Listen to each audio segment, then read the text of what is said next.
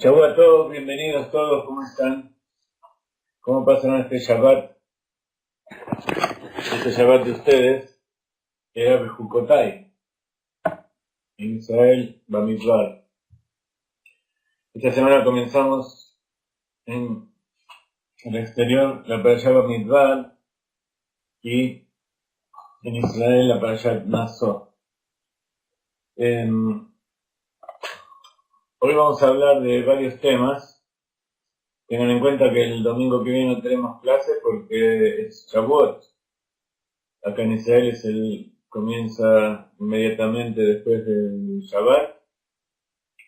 Termina el domingo a la tarde. En el exterior termina el lunes a la tarde. Son 2 días.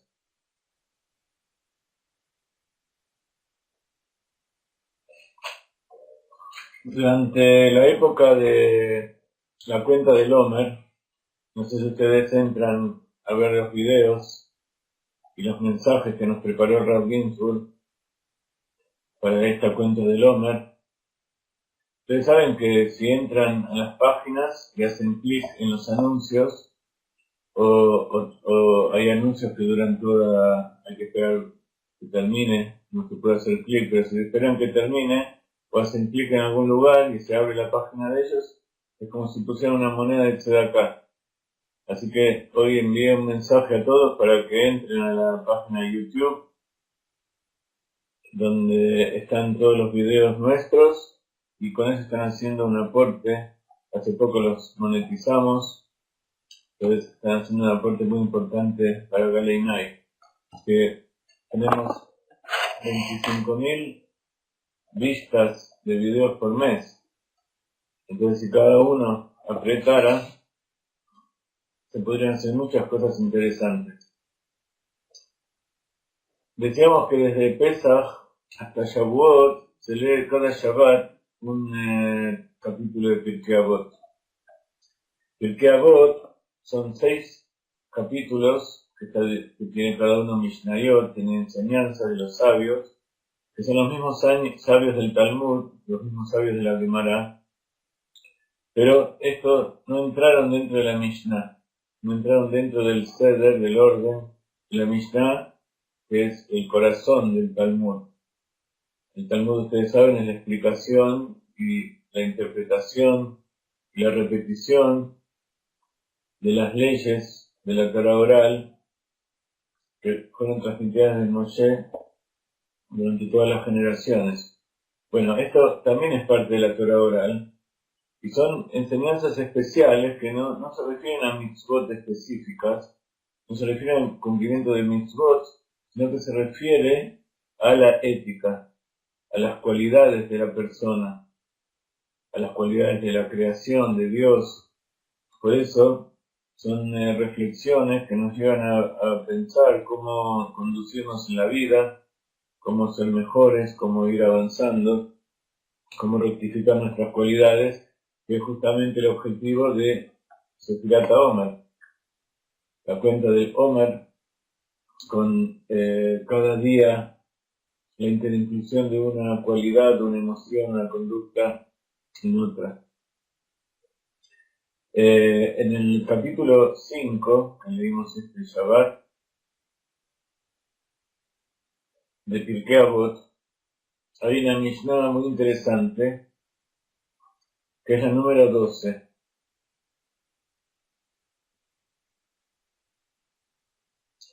Esta Mishnah número 12 dice así: Arba midot bedeot, noach lijos venoach lirtzot, yatza etzedo bizharo, kashe lijos vekashe liratzot, yatza zharo beetzedo, kashe lijos venoach liratzot, hasid, noach lijos vekashe liratzot, rasha. Así, en una manera cuántica, una manera científica, los sabios interpretan como hay dos cualidades opuestas que tiene una persona. Y, perdón, este era el número 11, ahora vamos a la 12. La 11 habla de la cualidad de la persona que se enoja muy fácilmente y la persona que se desenoja muy fácilmente. Recién la vimos en hebreo, vamos a decirlo en castellano. Hay 4 cualidades en la conducta de la persona. Una persona que es fácil para enojarse y fácil para desenojarse.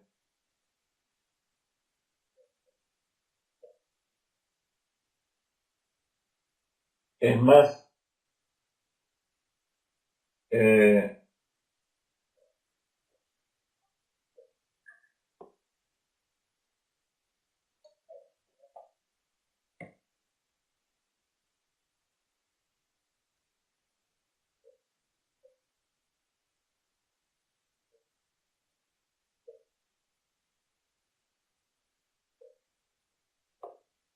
entonces la pérdida es más que la ganancia.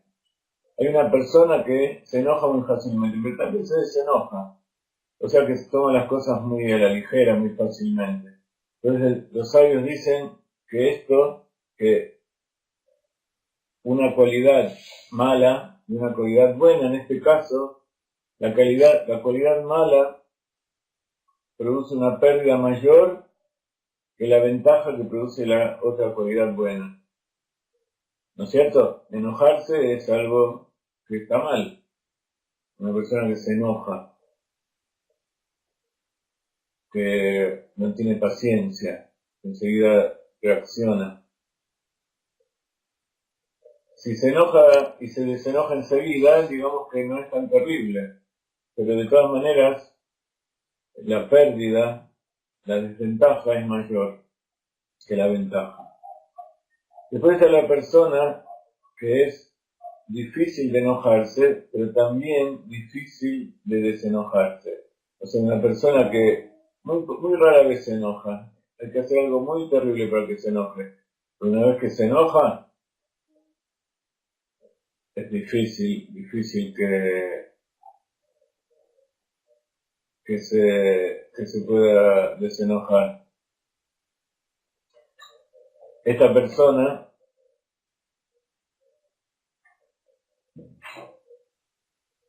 la pérdida que tiene es mayor que la ganancia.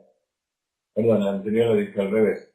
La persona que se enoja fácil, pero se desenoja fácil, digamos que lo puede arreglar rápido. Entonces, a pesar de que no es buena la cualidad de enojarse, pero si se desenoja rápido, digamos que se lo puede perdonar. La pérdida no es tan grande. La pérdida es muy grande si la persona cuando se enoja le piden perdón, tratan de hacerle reflexionar, tratan de consolarlo, de hacer algo y él no quiere. Entonces esta es una persona que la ventaja es menor que la desventaja.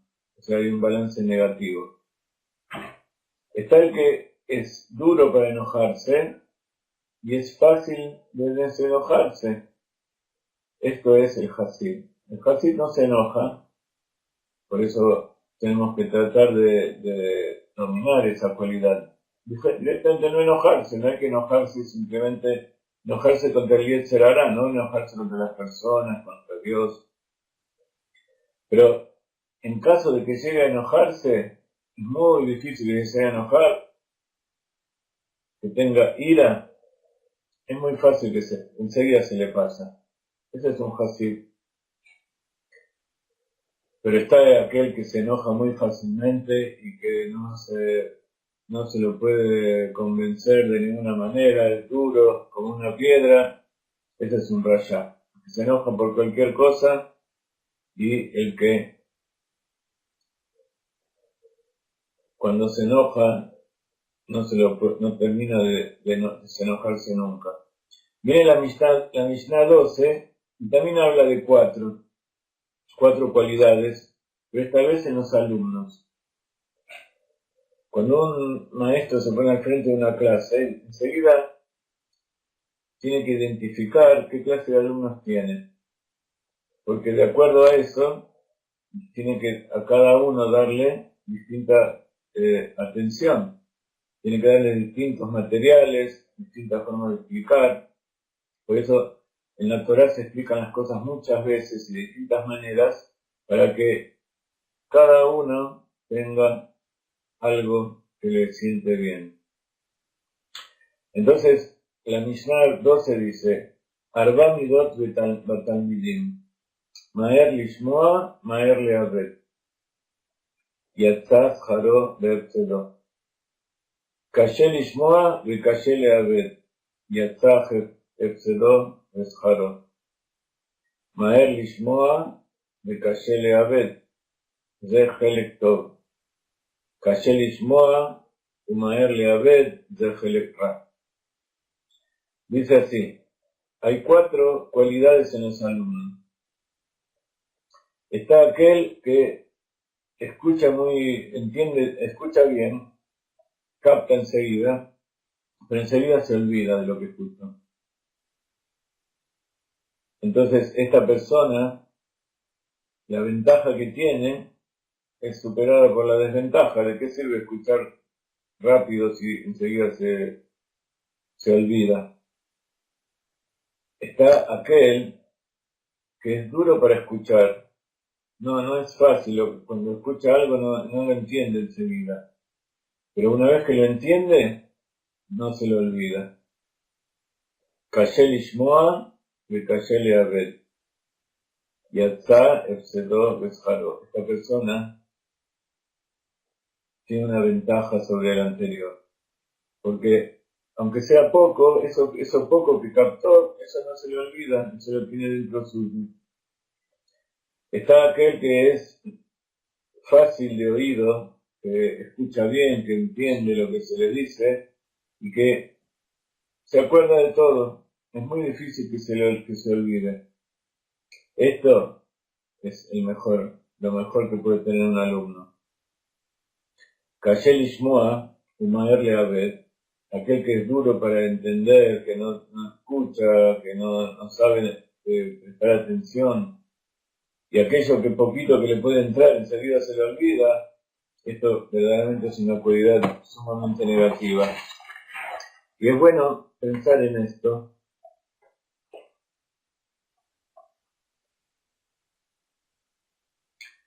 Dice Rabí Ovadia Bartenura, aquel que es duro, que es rápido para escuchar, pero rápido para olvidarse, tiene una desventaja. ¿Por qué? Porque una vez que se olvida todo lo que estudió, ¿cuál es el provecho que tiene de haber escuchado rápido, de haber entendido todo tan fácilmente? Por eso, su pérdida es mucho más grande que la ganancia que tuvo. Aquel que es duro de escuchar, pero también es difícil que se lo olvide, la ganancia, la ventaja que tiene es más grande que la pérdida.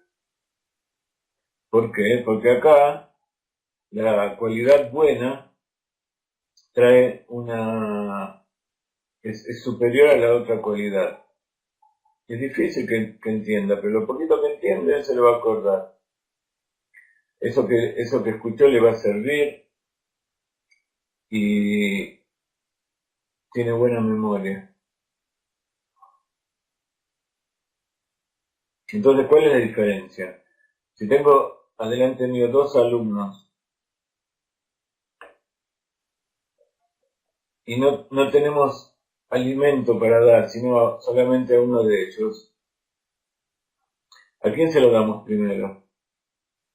Si le damos, si queremos darle algo a alguien, tenemos dos personas, una con la característica primera y otra con la característica segunda. Y solamente tenemos para darle a uno solo alimento. ¿A quién se lo tenemos que dar? ¿Qué piensan ustedes? ¿En quién tenemos que invertir el esfuerzo? ¿O con quién podemos comenzar y contar con que nuestro esfuerzo tiene algún beneficio?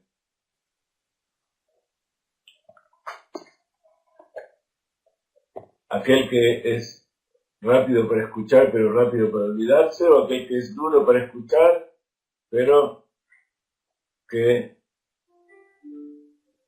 es duro para olvidarse? Por supuesto que hay que ocuparse de los dos, pero suponiendo que solamente tengo tiempo para uno solo, solamente puedo ocuparme de uno de los dos. ¿En quién vale la pena? Claro, aquel que es duro para olvidarse. Entonces vamos a empezar con ese que tarda en olvidarse, sobre el que es rápido para escuchar, porque esto es una parte mala.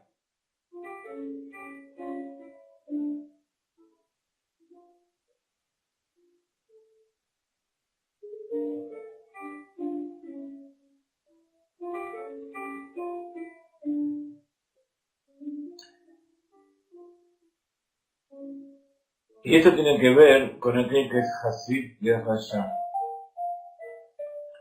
Habíamos dicho que aquel que es rápido para entender y lento para olvidarse, o aquel que es lento para escuchar y rápido para olvidarse, esas son cosas que el Kodesh Baruj Hu les dio. Entonces, eso no depende de la elección de la persona, sino que es una desventaja que tiene ya desde que él nació. Explica el Rebbe acerca de esto. ¿Qué es lo que nos está enseñando el Taná, el sabio del Talmud? Porque todo el que estudia sabe que hay distintas clases de alumnos. ¿Qué es lo que qué novedad nos está trayendo? ¿Cuál es la enseñanza tan interesante de la cualidad del Hasidut, el que es Hasid? ¿Y por qué nos dice que uno tiene una parte buena y el otro tiene una parte mala? No dice una cualidad buena o una cualidad mala, sino que dice Helek Tov y Helek Ra. Así está escrito en hebreo. Tiene una parte buena, su parte es buena. Dice el Rebbe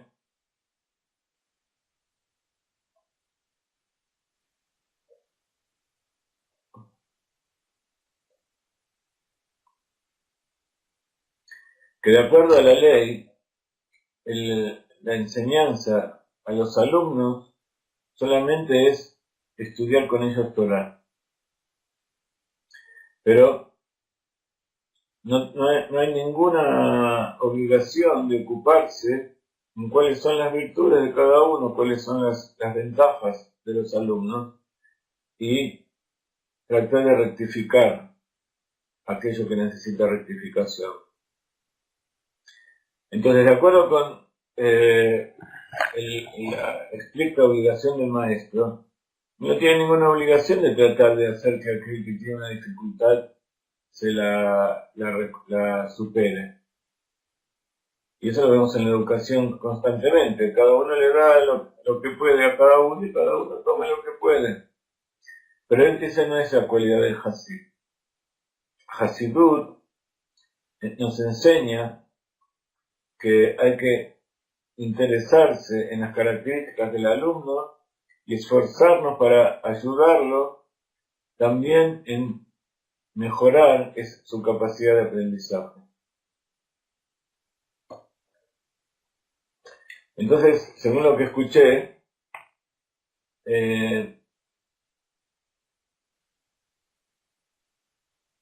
Rabbi Ovadia de Bartenura, un gran sabio sefaradí, vivió también en Italia. Él escribió muchas obras de Torah, muchos comentarios de la Mishnah, una famosa Mishnah, todo el estudio de la Mishnah que tiene una explicación que él la escribió, es una de las más usadas, Mishnah con Bartenura. Y él dice que de acuerdo con la ley, no simplemente el alumno es así, el alumno es de otra manera, y uno no tiene ningún objeto ocuparse de mejorarlo, porque así como Dios lo creó.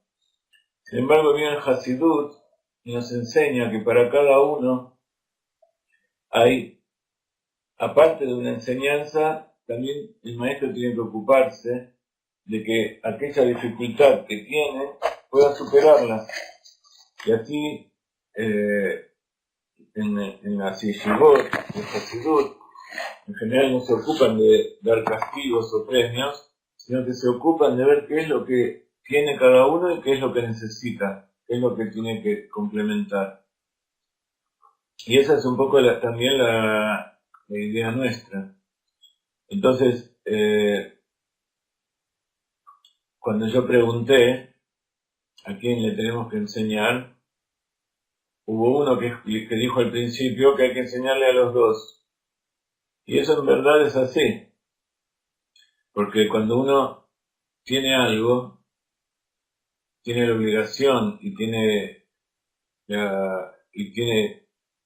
conciencia de la importancia de lo que es enseñar Torah y enseñar a las personas a conducirse en la vida, sabe que no hay que ocuparse solamente de aquellos que es más fácil o aquellos que están predispuestos, aquellos que pueden recibir, sino que hay que ocuparse de todos. Por supuesto, cada uno tiene que saber cuáles son sus límites. No todas las personas pueden ocuparse de los problemas de todas las personas. Pero sí hay que tratar de ayudar a todos por igual.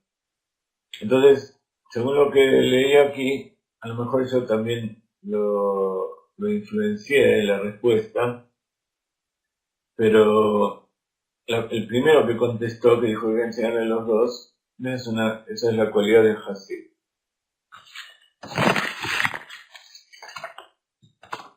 Y esto es importante también porque para todas las personas, porque no todos somos maestros, no todos tenemos gente a la que le estamos enseñando, pero sí todos tenemos hijos, o tenemos familia, tenemos empleados, tenemos gente, amigos que están con nosotros, y siempre cada uno se encuentra en una posición o en otra, de alumno o de maestro. Siempre uno recibe o da.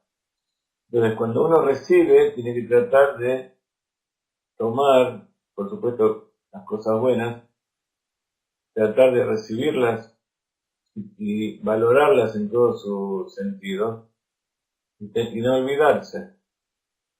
Y cuando uno enseña, tiene que tratar de explicar las cosas de tal manera que el otro pueda entender, pero además que le sea útil para su vida.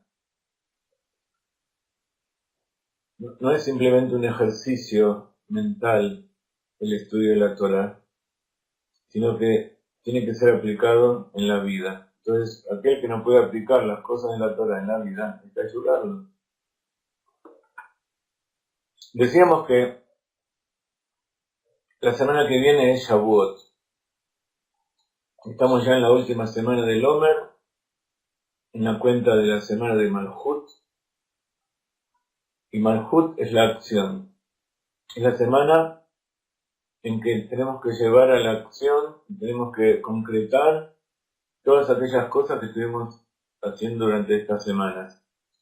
¿Por qué? Porque el objetivo es recibir la Torah. Y para recibir la Torah como vimos, la rectificación es de las emociones del corazón. Recibir la Torah no significa escucharla y entenderla solamente. Porque aquel que es fácil de escuchar y difícil de olvidar, es porque guardó todo eso en su corazón. ¿Qué quiere decir que lo guardó en su corazón? Que le importa. Aquel que escucha, pero no le importa lo que está escuchando, enseguida se lo olvida. O directamente no lo escucha. Pero cuando uno de verdad quiere darle importancia a aquello que está escuchando, todas esas cosas no se olvidan. Entonces es importante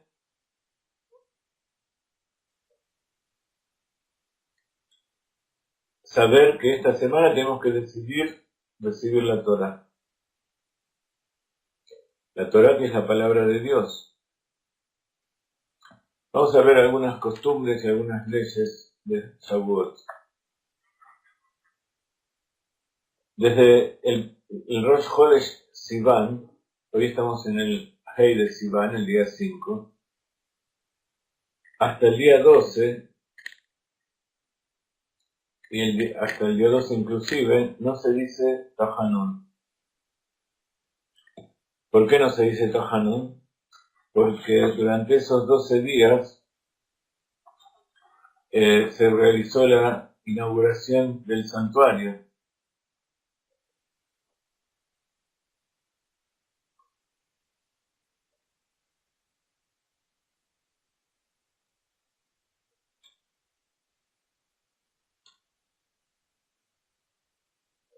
Tampoco se hacen ayunos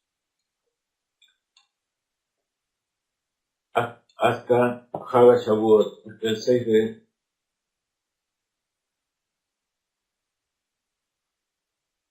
Perdón, hoy es 5 de junio, estoy confundido. Rosh Chodesh es este miércoles, el martes a la noche. Entonces, desde este martes a la noche, el primero, hasta el domingo, que es el lunes, hasta el que tenía Hag Shavuot, el 6 o el 7 de Sivan, no se dice Tahanun, no se dicen las confesiones, ni se dicen todas las cosas que tienen que ver con la confesión, con el duelo. Y entonces por eso tampoco se hace ayunos. Hay 2 ayunos solamente que se realizan, que son los ayunos cuando uno tiene un mal sueño, o el Hatán, el novio, el día de su jupá. Los novios el día de su jupá hacen ayuno hasta después del casamiento.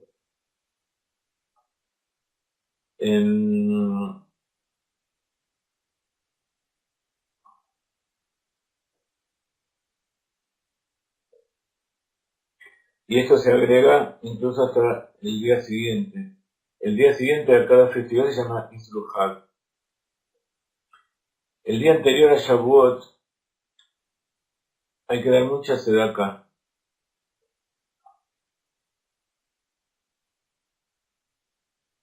Entonces, si todos los días se da tzedakah, el día anterior, Shavuot, se da más tzedakah que siempre. Incluso cuando es en el exterior, se da a cuenta de 2, también de 2 días. Como este año viene Shabbat, y en Shabbat tampoco se da tzedakah, entonces el viernes hay que dar tzedakah por 3 días.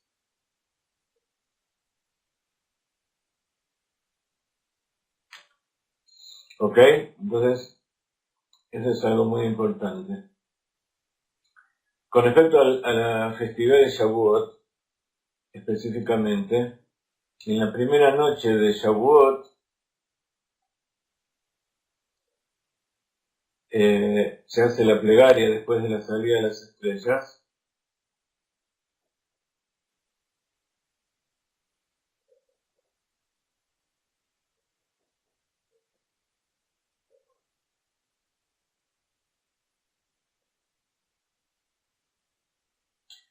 Porque hay algunas congregaciones que acostumbran empezar la plegaria del Maariv antes de que salgan las estrellas. Hasta el Kabbalat Shabbat empiezan ya desde antes.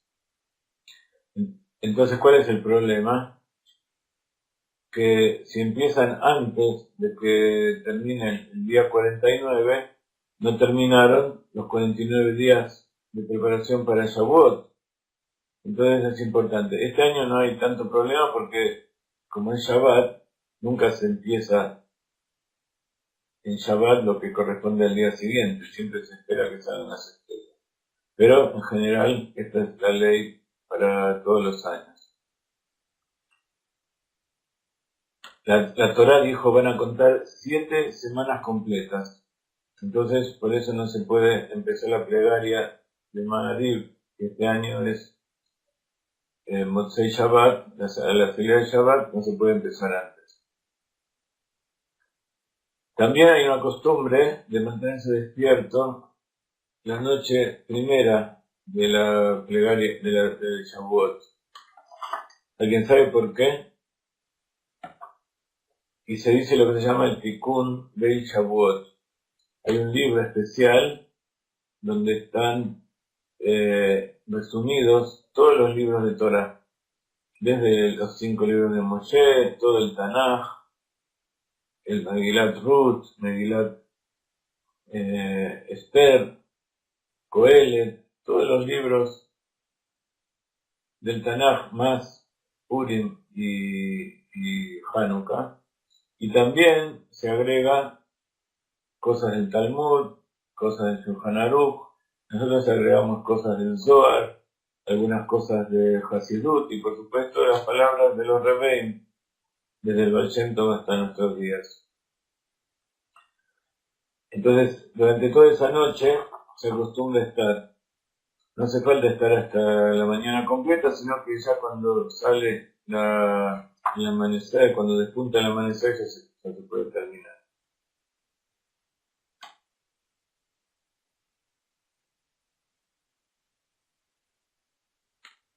Y el pueblo de Israel acostumbra un poquito antes del amanecer ir a la mikve y sumergirse 4 veces. Así es de acuerdo con el Arizal.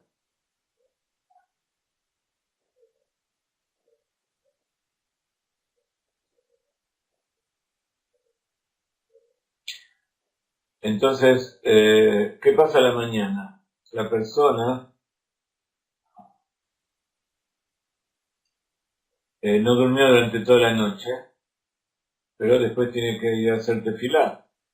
Nosotros acostumbramos a dormir un poquito y después ir a volver y después de dormir un poco y hacer tefilá, porque yo probé alguna vez hacer tefilá después de estar despierto toda la noche. Muy bien.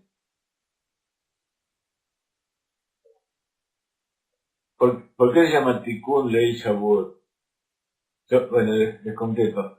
Una vez probé hacer tefilá después de estar despierto toda la noche y en la mitad de la plegaria no pude seguir y me quedé dormido.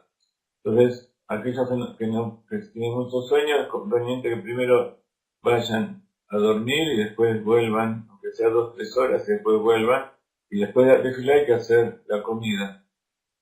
Mauro dice, ¿por qué Amisrael decidió dormir para recibir la Torah? No es que decidió dormir, sino que se quedó dormido Amisrael esa noche y tenía que haberse quedado despierto. Estuvieron preparándose durante 49 días, y como suele suceder, justo el último minuto, lo último que había que hacer, cuando ya habíamos terminado toda la tarea, lo hicimos mal. Entonces por eso se llama Tikkun, rectificación de la noche de Shavuot. Así como el pueblo de Israel se quedó dormido, nosotros rectificamos esa indulgencia, esa falta de preparación, falta de respeto por la entrega de la Torah. Entonces a la mañana, el que se quedó despierto tiene que decir las bendiciones. Si una persona durmió por lo menos 30 minutos, entonces ya significa que durmió, que no se quedó toda la noche.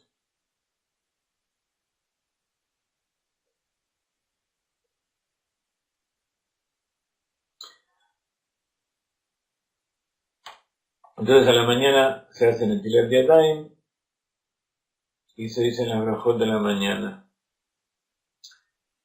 en ese momento. Y después cuando llega el amanecer, hay que decir las otras bendiciones del estudio de la Torah. Entonces no se, desde ese momento hasta que se dicen las bendiciones no se puede estudiar Torah.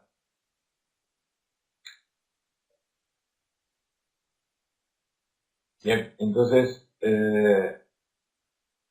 es bueno siempre hacer tefilah cuando uno no está completamente cansado y que sabe que se va a quedar despierto, que va a hablar, va a decir cosas y no va a entender lo que está diciendo.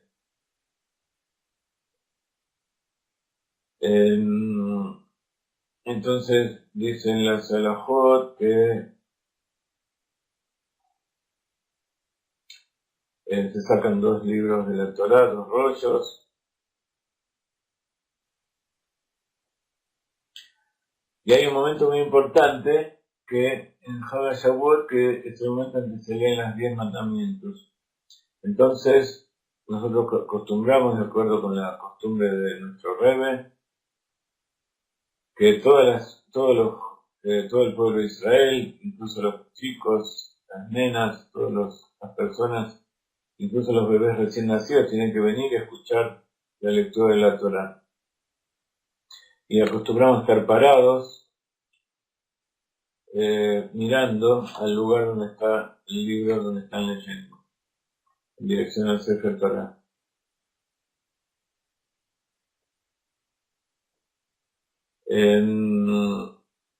También se hace el recuerdo de las almas en Shavuot.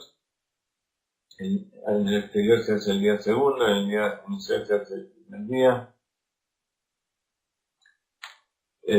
Bueno, esas son las costumbres principales. Después hay muchos asuntos dentro de la tefilá misma. Algo que todo el mundo se acuerda, nadie se lo olvida, es que el día de Shavuot se comen alimentos lácteos. ¿Cuándo se comen y por qué?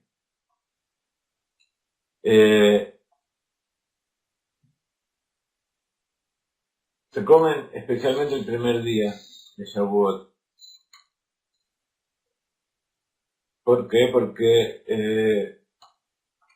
es una mitzvah todos los días de Yom Tov, todos los días de festividades, comer carne. Entonces hay que tratar de cuidarse de que los lácteos se coman antes, porque si no hay que esperar 6 horas después de comer carne. Entonces no hay que caer en la prohibición de la mezcla de basar y halab. Entonces se tratan de comer alimentos lácteos a la mañana después de la plegaria, y luego cuando uno come quesos muy livianos, después de 1 hora ya se puede comer carne. Siempre hay que lavarse la boca y terminar la sudá y empezar otra. Hay que decir el catamazón y la bendición final, y después empezar otra. Entonces hay que esperar por lo menos 1 hora. Si comemos quesos duros, que hay que esperar 6 horas o así, entonces no se va a poder comer la comida de carne, que es una mitzvah. La comida láctea es una costumbre. La mitzvah es comer la comida de carne. Entonces hay que tener cuidado de que la comida de láctea no influya en la comida de carne.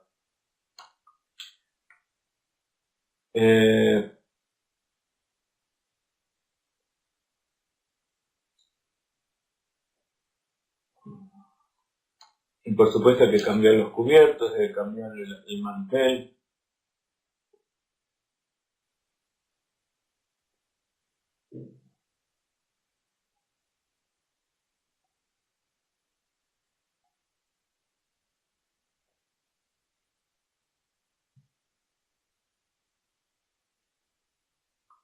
En el Hag HaShavuot no se puede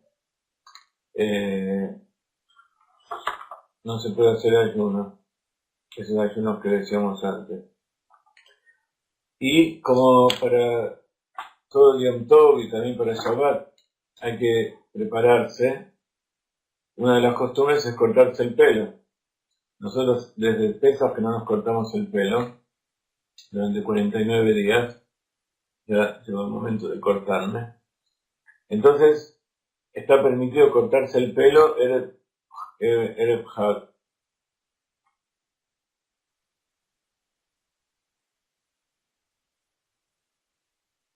Entonces, lo único que sí se acostumbra es cuando el chico cumple 3 años que ahí hay que cortarle el pelo. Entonces se acostumbra a esperar hasta el Akba Omer. El día 33 del Omer sí se puede cortar.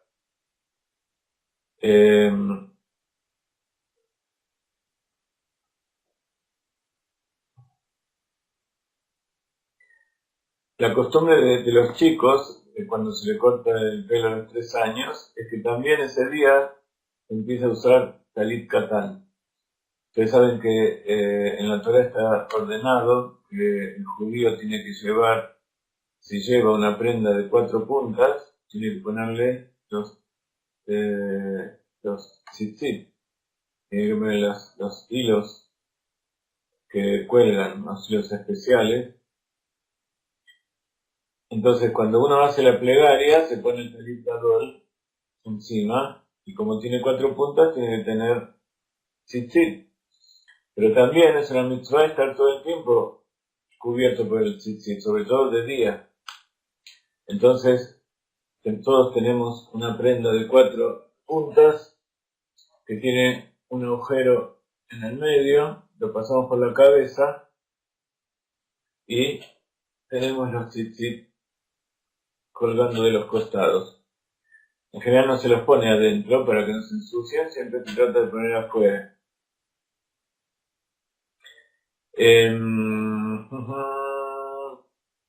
Y entonces ahí comienza a dejarle las peotas.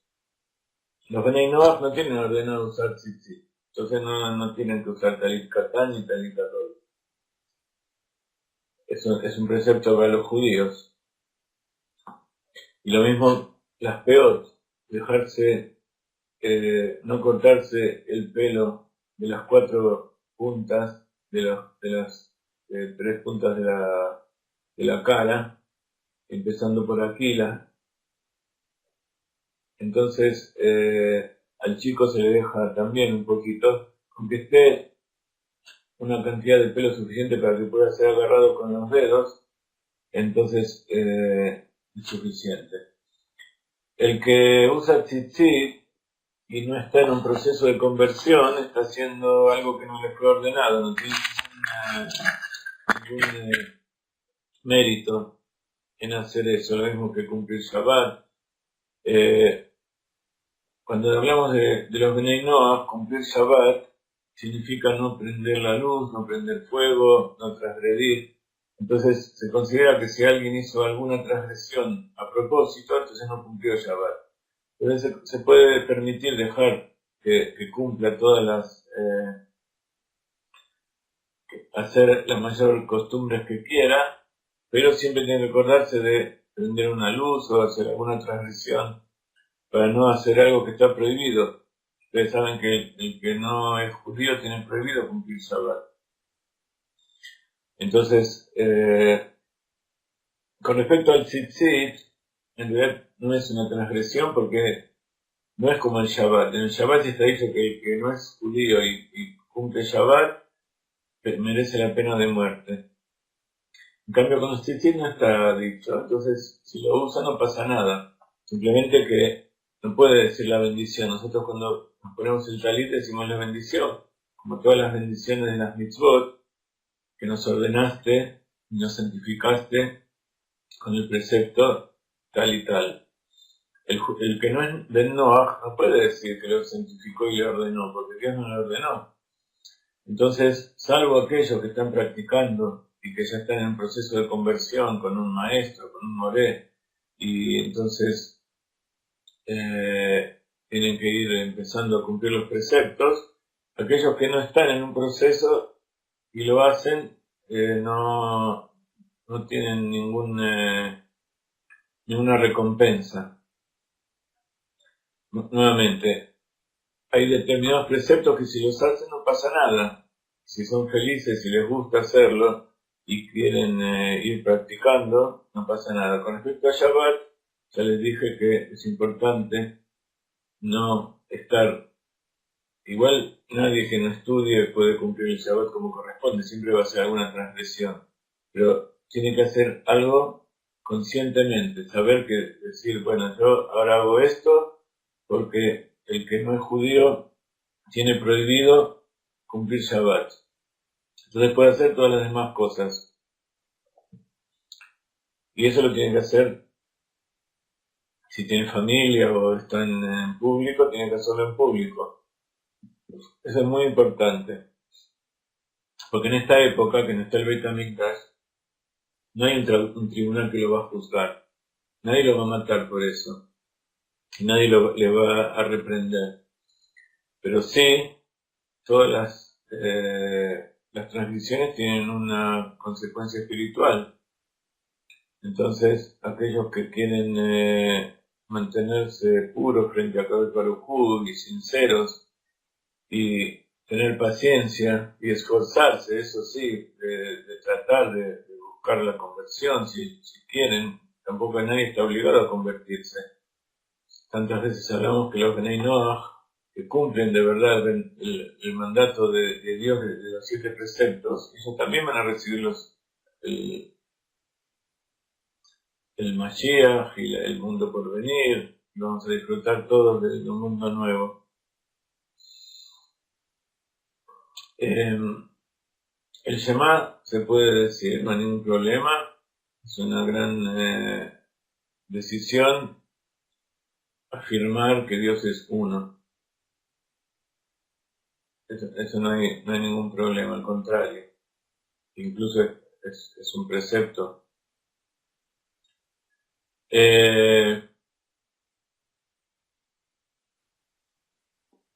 Con respecto a lo que estoy haciendo yo, si yo los estoy preparando, dentro de poco yo voy a ir a México y allí vamos a hablar y vamos a ver cómo está la situación. Pero de todas maneras, cuando digo preparar, también me refiero a que son los últimos meses que ya está preparada la conversión y que ya están todas las cosas listas. Hoy no vamos a poder hablar de todo lo que se puede hacer y todo lo que no se puede hacer, porque no es la clase, y por supuesto lleva muchas clases. Ya vimos un curso de 70 clases acerca de las leyes de Bnei Noach. Hay 2 libros que le puedo recomendar.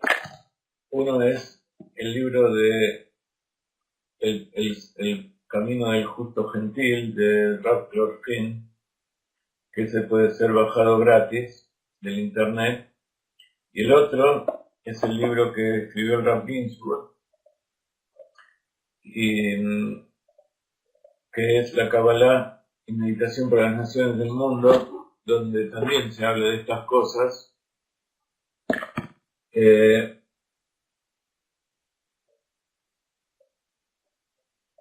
Uno es el Sendero del Justo Gentil, creo que se llama así, no me acuerdo.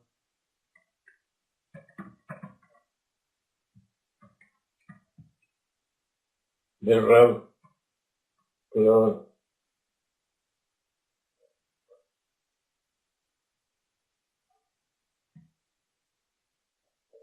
El Camino del Gentil Justo. Ok. Ese es un libro muy amplio, donde se enseñan muchas cosas. Ahí pueden confiar todo lo que dice allí. Es un poco más estricto de lo que hacemos nosotros, pero ya saben que el Rav Ginsburg nos enseñó muchas cosas que son de los tiempos de Mashiach. Rav Clorfin habla de la halajá estricta, pero aquellos que siguen lo que él dice hacen bien. De todas maneras, el de la Kabbalah para las Naciones lo pueden conseguir en nuestro sitio.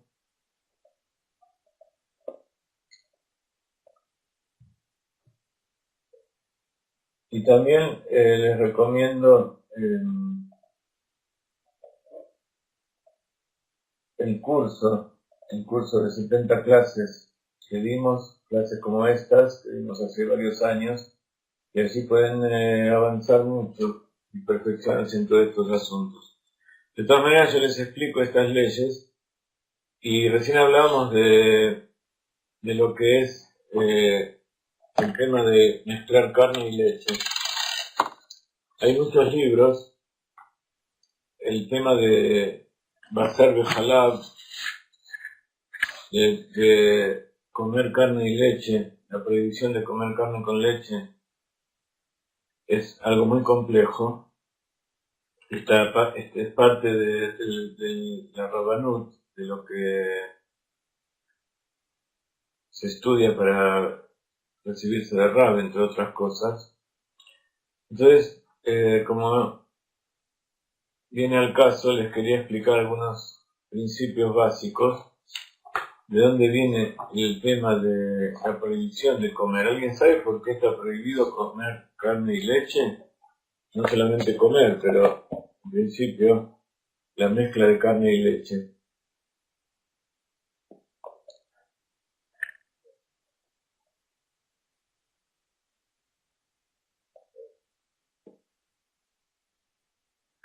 ¿Quién me puede decir por qué? No tiene nada que ver con vida y muerte.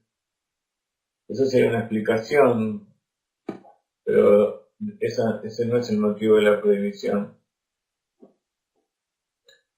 No es por respeto a la madre del cabrito o del ternero, sino tampoco se la podría matar a la madre. Exactamente, la Torá ordenó, ese es el motivo, y ese es el motivo de todos los preceptos en realidad. 613 preceptos de los judíos y 7 preceptos de los Benei Noach, nosotros los cumplimos porque Dios los ordenó, así está escrito en la Torá. Después vienen un montón de motivos más. Yo cuando le hablo a mis nietos, a mis hijos de estas leyes, y les digo, si se llega a mezclar y llegan a comer carne con leche, y dicen, ¡ah, qué asco! Claro, ellos piensan que es feo, pero en realidad no es algo que sea feo. Si no, la Torá prohibiría también comer piedra. Entonces, independientemente si es sano o no es sano, lo mismo que comer cerdo o comer un animal con la sangre. A lo mejor una persona que tiene anemia es mejor que coma un animal con la sangre, ¿no? De todas maneras, esta es una prohibición también que corresponde a los judíos. A los no judíos no se les prohibió. Significa que hay un problema, es un tema dietético, pero está por encima, la parte principal está por encima del entendimiento y del motivo lógico de por qué se hace esto. Entonces, hay 3 lugares donde dice, muy bien, como dijo Evelyn, Lo tebashel gdi bejalab imo.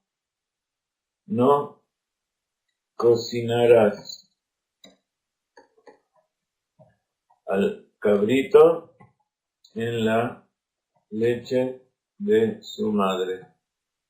Entonces, esto es lo que dice la Torá estrictamente. Un cabrito, leche y su madre. Entonces, la Moshe, que recibió la Torá escrita, estuvo 120 días, estuvo 3 veces 40 días en el Shamayim, y ahí estuve estudiando qué significa todo esto. Y como dice el Pirkei Avot justamente, y por eso se lee en la época de preparación para recibir la Torá, 49 días, dice, Moshe recibió la Torá en Sinai y se la transmitió a Yoshua.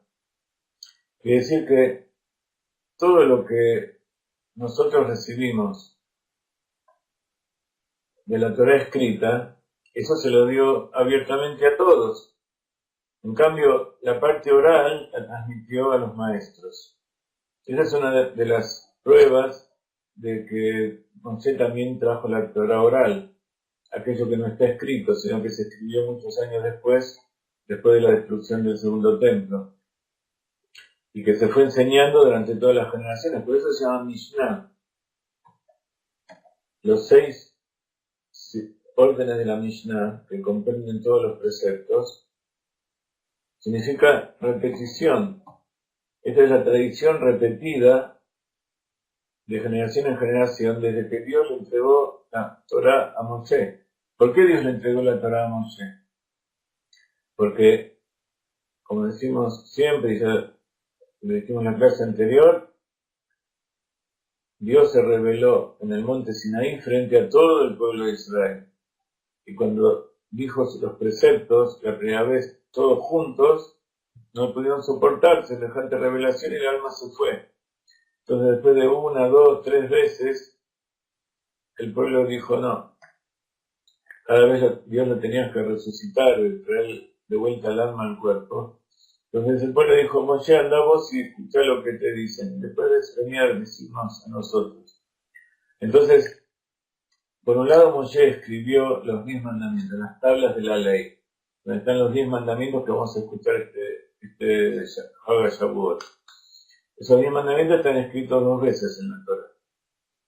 Pero aparte está escrito que él bajó y les enseñó la Torá. ¿Qué quiere decir que le enseñó la Torá? Le enseñó lo que quieren decir las palabras que están escritas, el significado de lo que está escrito. No todo es textual, no todo es literal.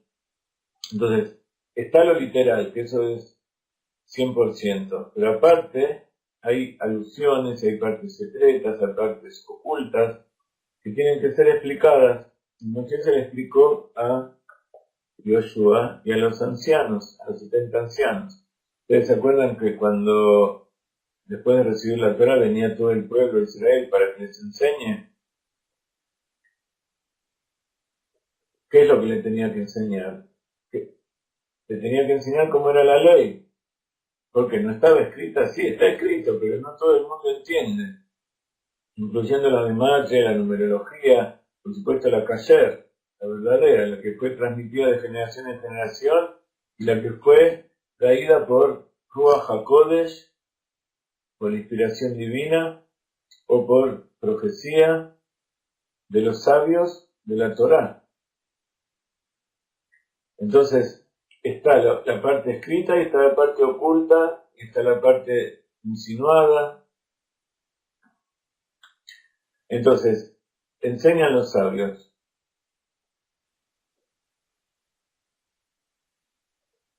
De 3 veces que está escrito este verso. ¿Dónde está escrito este verso? En Shemot 23 dice, no cocinarás el cabrito en la leche de su madre.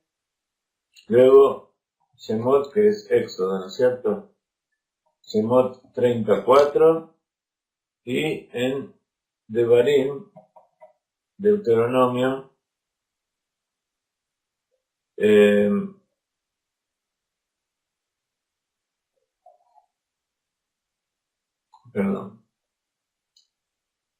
Shemot capítulo 23, en Shemot capítulo 34 y en Devarim capítulo 14. Está escrito 3 veces no cocinarse el cabrito en la carne, en la leche de su madre. Entonces los sabios aprendieron, tal como Moshe les enseñó, que está escrito 3 veces, porque cada vez nos enseña otra cosa. Literalmente dice no cocinar, entonces está prohibido cocinar el cabrito en la sangre de su madre, en la leche de su madre. Está prohibido comerlo, porque se podría cocinar, pero si lo cocina otro a lo mejor se podría comer. No, si lo cocina otra persona, un no judío que no está prohibido que él lo cocine. Si él lo cocina, nosotros tampoco lo podemos comer. Y tampoco se puede tener provecho.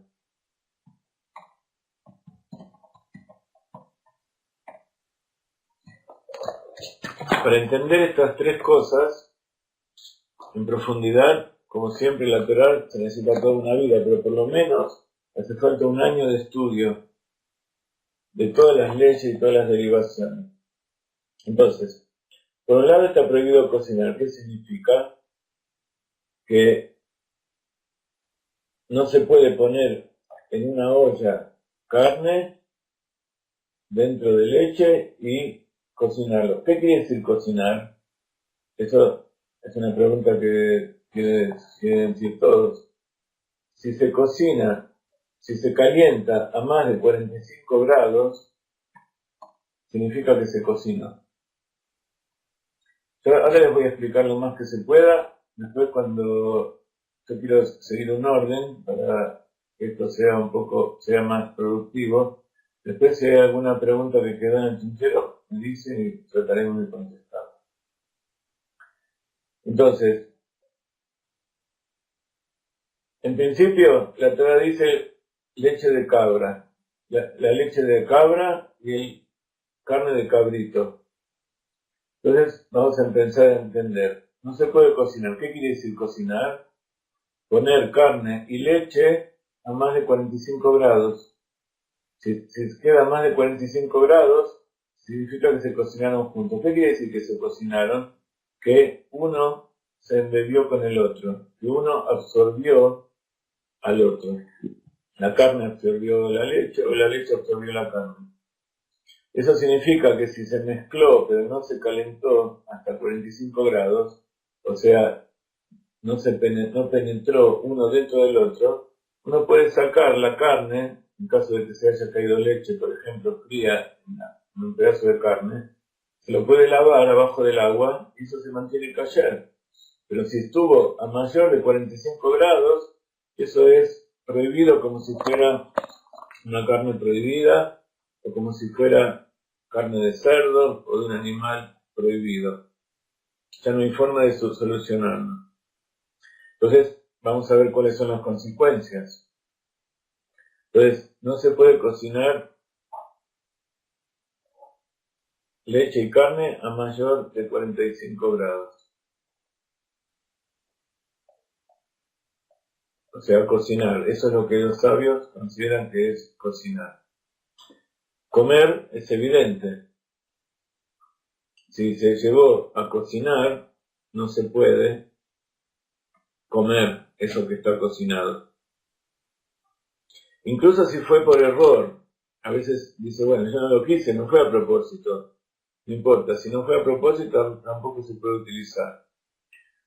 Entonces yo no lo puedo cocinar, porque la Torá me lo prohibió. Entonces se lo doy a un gentil.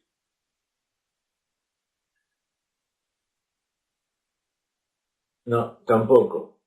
Porque si yo le doy algo, esto también tiene que ver con otros asuntos. Si yo le doy algo a otro para que lo haga por mí, significa que yo lo estoy haciendo. Entonces eso también está prohibido.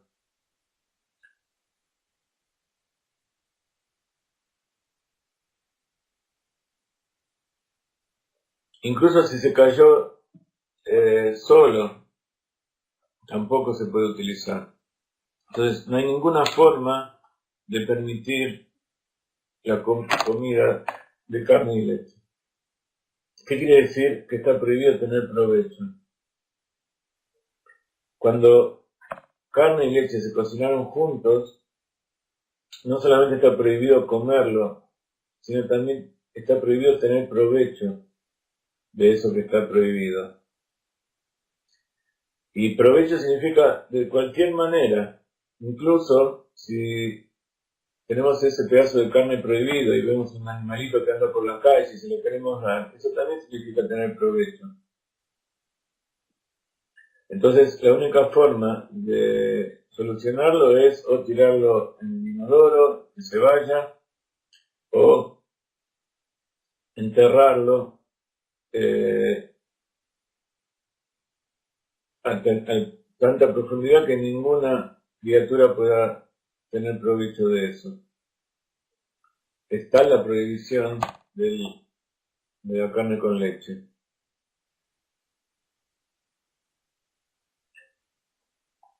Entonces,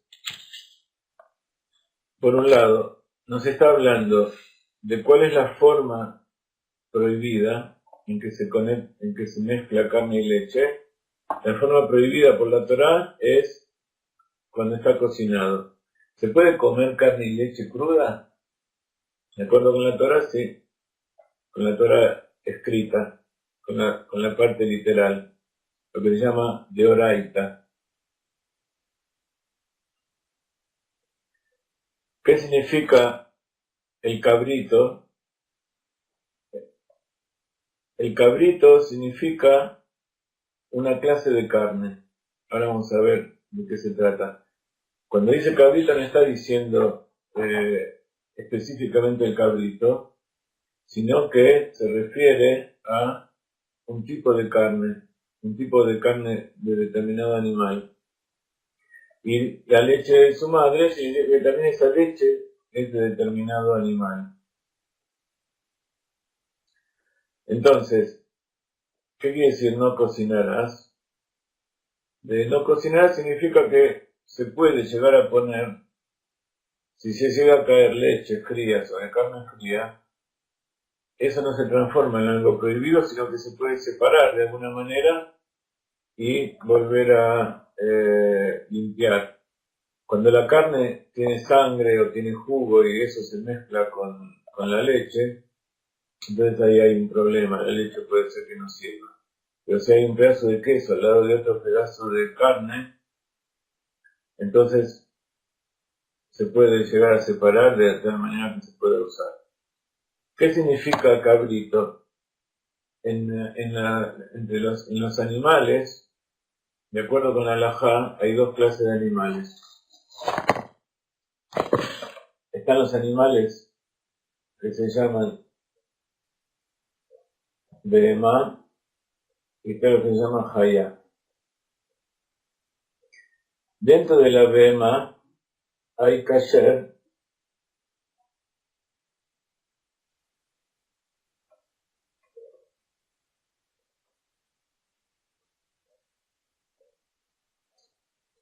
y hay prohibido. Hay animales, behemá se refiere a los animales domésticos. Entonces, los animales domésticos que la Torah permite son la vaca, cabra, oveja, ¿sí? Y los animales domésticos prohibidos, ¿cuáles son? Caballo, perro, burro, etc.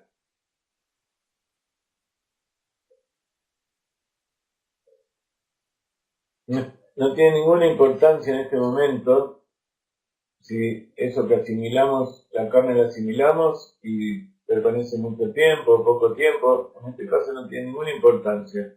A nosotros lo que nos importa es que cuando nosotros lo comemos no se mezcle con leche. Después vamos a ver lo que pasa con la carne en general. En este momento estamos hablando de carne y leche. Y hayá se refiere a los animales salvajes o silvestres. También hay kasher.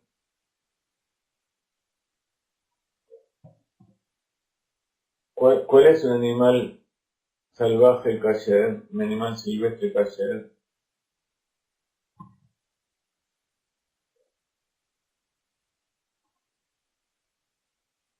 El venado.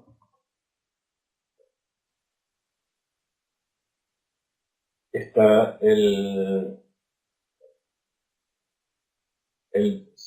ustedes el venado es el ciervo, ¿no? No sé exactamente qué es el venado. Está la cabra silvestre,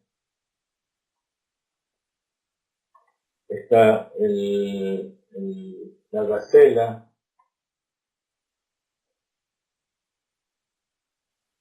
¿sí? Incluso la jirafa. La jirafa es un animal salvaje kasher, porque tiene pezuña partida y también es rumiante. En nuestra época no se utiliza porque se perdió la tradición y no hay nadie que enseñe cómo se hace para hacerle la shkita. Porque es muy importante que un animal tiene que ser faenado de acuerdo con la halajá de la Torá. Entonces, si no hay nadie que enseñe por dónde se corta el cuello de la jirafa, entonces eso no se puede hacer. Pero la jirafa, en principio, es kasher. Los animales salvajes prohibidos, se sabe que son los animales, las fieras salvajes, el león, el cocodrilo, la cebra, el elefante, el mono, etc. ¿Ok? Entonces, es muy importante que la Torá especifica que los animales a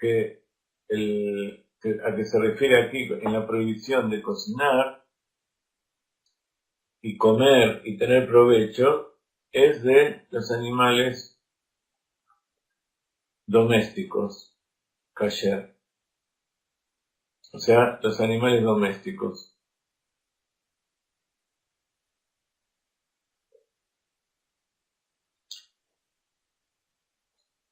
¿Qué pasa con los animales kasher salvajes? La Torá no dijo que no se puede, de acuerdo con lo que recibimos de Moshe en el Sinai. Los que no se pueden son estos animales domésticos kasher. ¿Ok? ¿Qué pasa con las aves?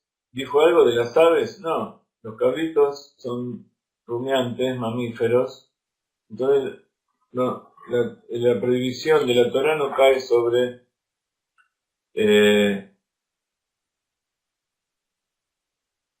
las aves de la Torá. Entonces, ¿qué pasa? Hasta este momento estamos hablando de qué es lo que es estrictamente de la Torá. Todavía no hablamos de lo que es de la Torá oral, de lo que nos enseñaron los rabinos, de lo que prohibieron los rabinos. Entonces, lo que está prohibido es cocinar un animal doméstico kasher en la leche de un animal doméstico kasher. Entonces, así como el cabrito se refiere a un animal doméstico kasher, también la leche se refiere a un animal doméstico kasher. ¿Qué pasa si yo tengo leche de camello, que es un animal salvaje prohibido, y cocino carne kasher? Tengo un pedazo de carne kasher de oveja y lo cociné con leche de camello. ¿Está prohibido cocinarlo? De acuerdo con la Torá no está prohibido cocinarlo. ¿Está prohibido comerlo?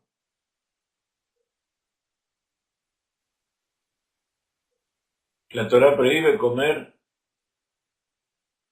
leche, una carne de cabra cocinado en leche kasher, en leche taref de un camello. Está prohibido, pero no por el hecho de carne y leche, sino porque la leche misma está prohibida. No se puede tomar leche de un animal prohibido. Y lo mismo al revés. ¿Qué pasa si tengo un pedazo de carne de caballo cocinado en leche de vaca? Se puede cocinar. Si yo lo hago para hacer alguna cosa que no sea comestible, incluso puedo tener provecho. Yo tengo una fábrica que produce un producto en el cual hay que cocinar eso. Entonces no lo puedo comer porque son cosas prohibidas para comer, pero no tiene la prohibición de leche y carne. Entonces, de las palabras leche de su madre, que trae el verso, enseñamos que se enseña que está prohibido cocinar carne en leche. Específicamente leche de una animal doméstico puro. En realidad no se llama es kasher, pero generalmente se lo dice puro. Puro o impuro.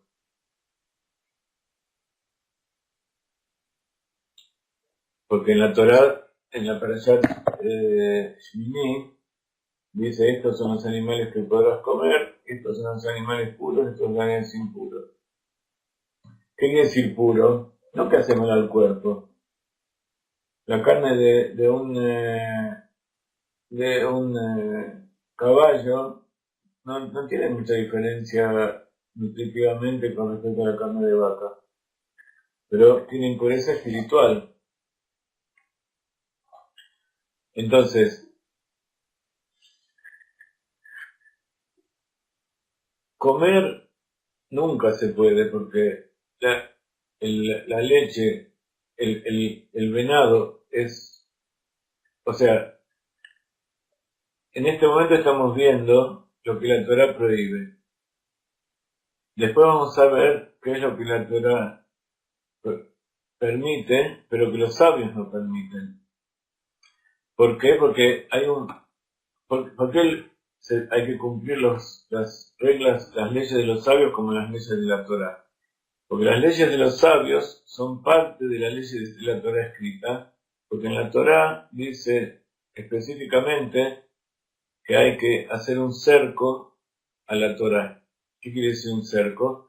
Que hay que hacer una serie de leyes para que la persona no transgreda, hay que hacer un cerco para que la persona no transgreda aquellas leyes que son sí prohibidas por la Torá oral, la Torá escrita. Entonces, de esto aprendemos que la leche, y esto es de la Torá, la leche está prohibido cocinar en leche, y no solamente la leche de su madre, sino cualquier otra leche. Y eso no es de los sabios, sino que es algo que está directamente prohibido por la Torá, y que se aprende de estos 3 versos. ¿Ok? Entonces, hay 3 prohibiciones. Está prohibido cocinar, está prohibido comer y está prohibido tener provecho. Está prohibido cocinar incluso si fue por un descuido, sin intención. Si se llevó a cocinar, eso hay que tirarlo, no sirve. Incluso si no se puede comer, si lo fue hecho por una persona que no es judía, que sí tiene permitido hacerlo. Está prohibido tener provecho, incluso darle a un animal que no sea nuestro, que esté por allí. Dice, ¿qué provecho puede tener uno de darle de comer a un perro que anda por la calle? Y el provecho de sentir que está alimentando a una criatura, eso también es provecho.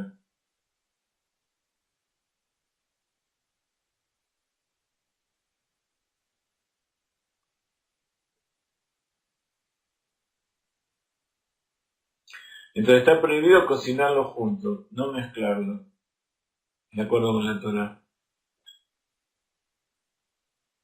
Leche de origen animal, no conozco leche de origen, de algún otro origen. Hay cosas vegetales que se llaman leche, pero en realidad no es leche. Leche es lo que sale de la teta de un animal. Lo otro se llama leche, pero en realidad no es leche. ¿Ok?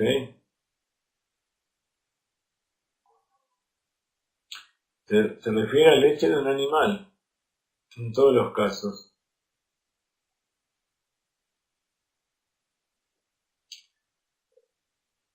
Incluso se refiere a leche de un animal. ¿Y qué pasa con la leche de una mujer? La leche de la madre no es considerada leche, es considerada parve. Entonces un chico puede comer carne y enseguida tomar leche de su madre.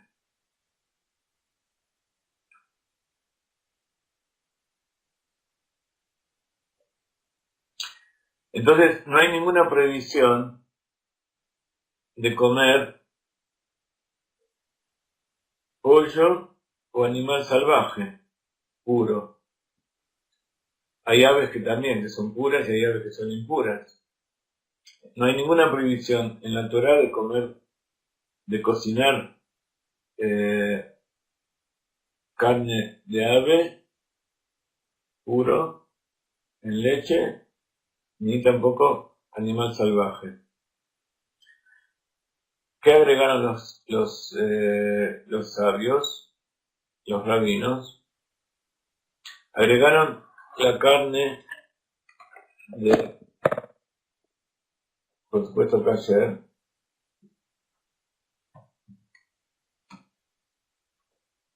Cuando hablo de rabinos, es lo que agregó. La Torah oral es todo, es tanto trae los preceptos de la Torah y la explicación oral. Los rabinos agregaron que está prohibido comer, y por supuesto está prohibido comer pollo, o ave mejor dicho, y animal salvaje, todos puros, con leche.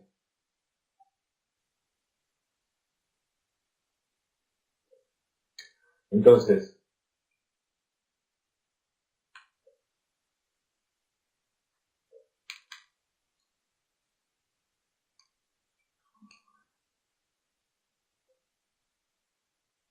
vinieron los rabinos y dijeron, está prohibido comerlo, pero porque cocinar leche de ave, leche de un animal puro, con ave y con animal hayá, con animal salvaje, no está prohibido por la Torah, pero una persona hay dos motivos. Uno, porque uno no se puede distinguir la carne de un animal puro de un impuro, mejor dicho, de un animal salvaje de un animal doméstico. Entonces, la persona se puede equivocar y entonces los rabinos lo prohibieron. El ave también, la carne del ave también puede ser parecida a la carne del animal, entonces por eso también prohibieron. Pero no se puede prohibir cocinar. Entonces, si uno tiene que cocinarlo para darle a alguien que no es judío, o tiene que cocinarlo para hacer un medicamento o un producto industrial, se puede cocinar. Y también entonces por supuesto también se puede tener provecho. Pero los rabinos se agregaron que no se puede comer.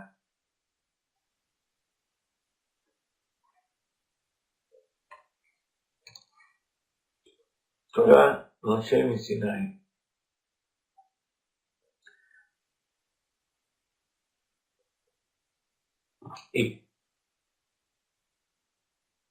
Y tampoco se puede la leche de un animal salvaje con carne de animal doméstico. Pero sí se puede cocinar, pero y también se puede tener provecho.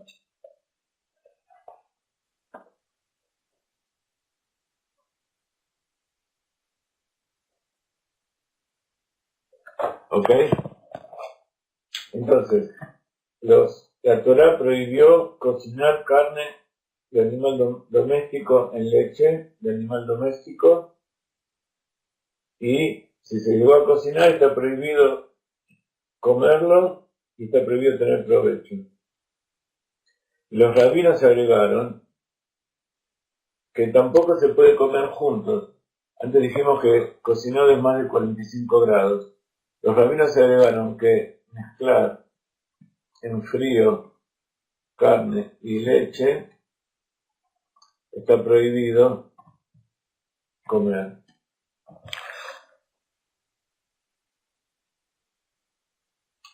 Y también está prohibido animal y ave.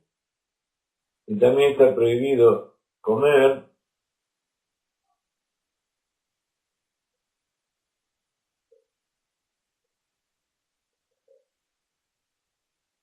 pero se puede tener provecho y cocinar. Y ahora empiezan un montón de temas, porque también están los recipientes con los que se cocina. ¿Qué pasa si con los recipientes donde se cocinó algo prohibido? ¿O qué pasa con un recipiente donde se cocina carne y cayó leche? Cuando está caliente, cuando está frío, los utensilios, los cuchillos. Entonces ahí empieza todo el tema de la discusión de la halajá, de cómo funcionan todas estas leyes. Pero esto es en principio lo que no se puede hacer. ¿Ok? Entonces este es el motivo por el cual hay que tener cuidado de que cuando uno come carne tiene que esperar 6 horas. De acuerdo con la halajá estricta, con enjuagarse la boca y limpiarse los dientes, que no quede carne entre los dientes, se puede tomar leche. Porque la prohibición es que no se mezcle. Y entonces hay algunas opiniones de los Rishonim, del Rambam, del Ramban y del Shulchan Aruch. Entonces ahí hay toda una serie de diferentes opiniones de si el tema es que qué pasa con la comida cuando está en la boca. Si queda carne entre los dientes y pasa 1 hora, 2 horas, 3 horas, ¿eso todavía sigue siendo carne o se transformó en algo que ya está digerido? Si yo me lavo los dientes bien, ¿puedo comer leche y después de haber comido carne? ¿Qué pasa con el queso? ¿El queso es lo mismo tomar leche que queso o yogur o queso duro o queso blando? Entonces hay toda una serie de diferencias y por eso Rabbi Yosef Karo, junto con otras autoridades halágicas, hicieron lo que se llama el Shulchan Aruch. En el Shulchan Aruch se tomaron en cuenta todas las opiniones de todos los sabios de hasta ese momento, de los sabios más importantes, y se decidió cómo es la halajá. Hay una pequeña diferencia entre las halajot, entre los que son los ashkenazim y los sefaradim. Pero en principio, la mayor parte de las cosas son iguales y las diferencias son en algunos puntos de la aplicación de la halajá. Pero las bases son las mismas. Incluso Rabbi Yosef Karo escribió el Shulchan Aruch, está dividido en 4 partes. Esas 4 partes, o Arba Turim, abarcan toda la vida de la persona, tanto de la vida individual como la relación comercial o todo tipo de relaciones entre las personas, las leyes de cómo la persona se tiene que comportar desde que se levanta hasta que se va a dormir, desde que nace hasta que se muere. Hay leyes que se refieren a las mujeres específicamente, hay leyes que tienen que ver con las cosas legales, por eso son el Hoshen Mishpat, que es lo que estudian específicamente los Dayanim, aquellos que tienen que aplicar la ley. Y entonces Yosef Karo trabajó muchos años y con inspiración divina y escribió el Shulchan Aruch. Después, por supuesto, vinieron otros que explicaron a su vez más en profundidad el Shulchan Aruch, porque en aquella época no es como hoy que todos los sabios se pueden conectar y pueden decidir entre ellos cómo hacer. Había distintas opiniones porque en la Edad Media, hasta la Edad Media, la conexión entre distintas comunidades judías, incluso la situación en que se tenían que cumplir las leyes en distintos países del mundo, a veces cambia. Entonces los rabinos tenían algunas diferentes opiniones de cómo aplicar las leyes, no de cómo tienen que ser, si tienen que ser cumplidas o no. Entonces, había diferentes opiniones. Entonces vino el Yosef Karo y compiló todas las leyes y las unificó. Vio cuáles eran las diferencias que había entre estos y aquellos, sobre todo las comunidades sefaradíes. Entonces estableció cuál es la halajá definitiva. En Europa había algunas costumbres diferentes. Entonces estaba el Ramón, un rabino muy importante, que Rabino Horvitz, que él había hecho también su Shulchan Aruch. En la misma época había hecho toda una compilación también muy parecida. De repente se enteró que Rabbi Yosef Karo había escrito eso y lo que publicó primero. Entonces él tomó su obra de toda su vida y la quemó. Dijo, no quiero que haya disputas en el pueblo de Israel de si lo que tienen que aplicar es lo que yo dije o lo que él dijo. Entonces, lo único que hizo fue tomar el Shulchan Aruch básico de Rabbi Yosef Karo y poner al lado algunas diferencias que hay entre Sefardí y Ashkenazí. Entonces, básicamente es todo lo mismo y hay algunas diferencias de aplicación. Por ejemplo, había algún sabio que dijo que aquello que queda entre los dientes tarda 1 hora, otro que tarda 3 horas en transformarse en desperdicio y deja de ser carne.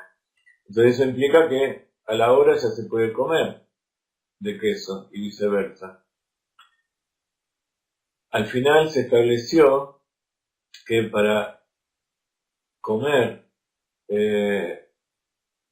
leche después de carne hay que esperar 6 horas. Había otras opiniones que eran menos. Entonces hay algunas personas, algunas comunidades que tienen la tradición de aquel lugar donde estaba ese rabino y puede ser que mantengan una tradición de 1 hora o 3 horas, pero los que siguen estrictamente el Shulchan Aruch, entonces esperan 6 horas. Y todo esto lo explico porque el domingo que viene tenemos el asunto de comer lácteo. Entonces, si comemos un lácteo, por ejemplo leche y queso blanco y cosas que se digieren muy rápido, entonces se come, se enjuaga la boca y se espera 1 hora.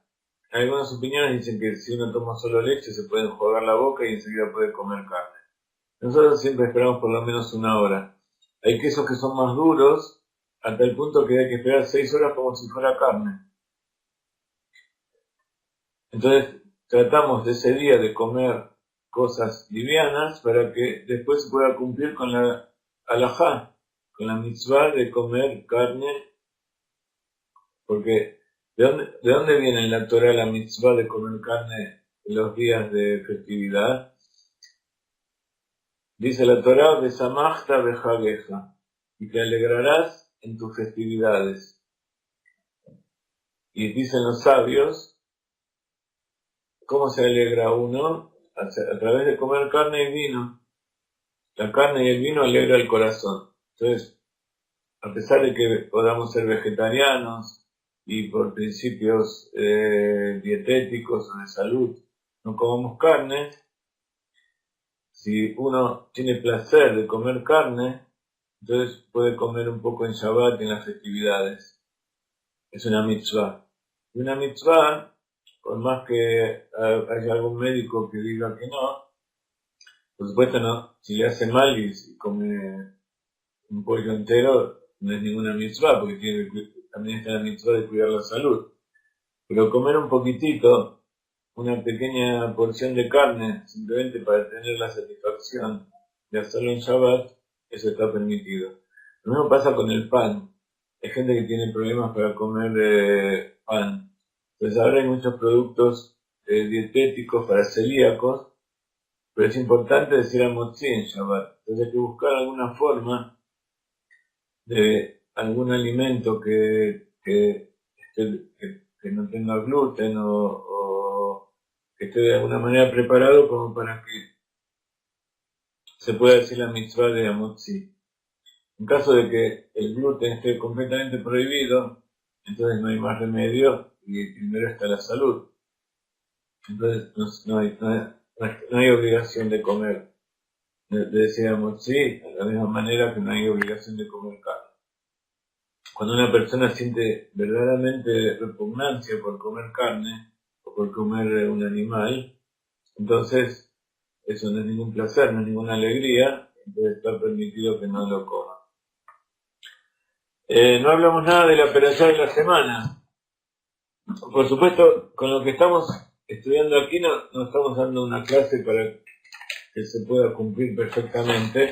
Simplemente les estoy mostrando de dónde viene el origen de estas cosas y aquel que quiera tiene que profundizar.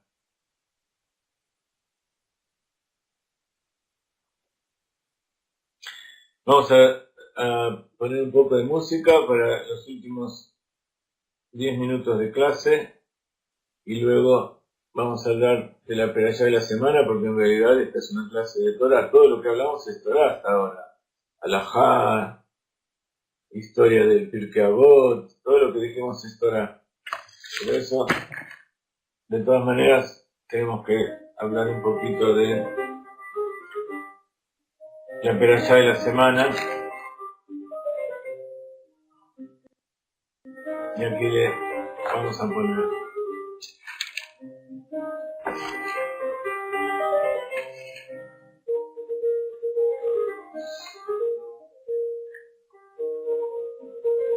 ¿Cómo se extendió esta clase? Bueno, es larga porque la semana que viene no tenemos. Aquellos que llegaron tarde sepan que la semana que viene, el domingo es Shavuot, y en el exterior es domingo y lunes, así que domingo y lunes no va a haber actividades aquí en Galenay, así que estamos dando una clase un poco más larguita.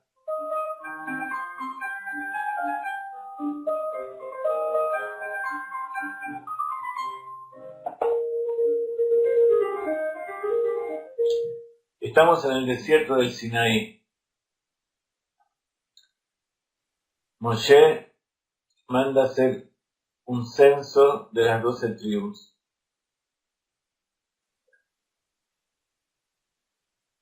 ¿Por qué? Porque va a pasar algo muy importante.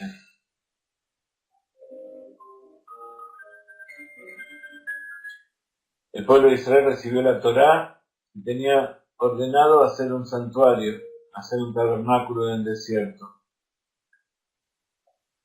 Tenía que ir por el desierto y entrar a la tierra de Israel.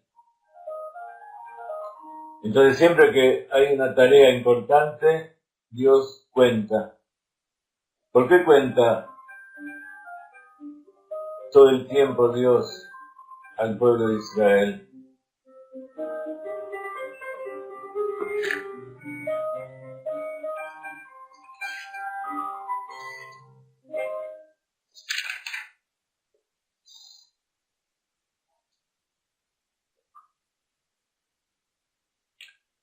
Moshe hizo un censo y encontró que había 603.550 hombres entre 20 y 60 años dentro de las 12 tribus. La tribu de Leví es contada por separado. Son 22.300. Esos 22.300 hombres de la tribu de Leví eran entre 30 y 60 años. ¿Por qué? Porque los que podían, ellos tenían que ocuparse del santuario, de transportarlo, de armarlo, de limpiarlo, de cuidarlo, bajo las órdenes de los sacerdotes. Y ustedes se acuerdan que la tribu de Leví fue nombrada responsable del servicio a Dios. Los Kohanim salen también de la tribu de Leví. Aarón era de la tribu de Leví. En vez de los primogénitos. ¿Por qué? Porque los primogénitos se habían descalificado de ser sacerdotes porque habían participado del becerro de oro. Pero había 22.573 primogénitos. había 273 primogénitos más que los levitas. Entonces no había levita para reemplazarlo. Entonces tenían que ser redimidos. Entonces cada uno tuvo que pagar un rescate de 5 shekel, o sea, le tuvo que dar a los sacerdotes 5 shekel, y entonces fueron redimidos de servir en el santuario. Si no, como primogénitos tenían que haber servido, pero tenían prohibido. Entonces tuvieron que redimirse. Entonces, en esta peralla habla de cómo los levitas armaban y transportaban y desarmaban el santuario. Cada vez que el campamento se levantaba y viajaba y se volvía a sentar, los 3 hijos de Leví,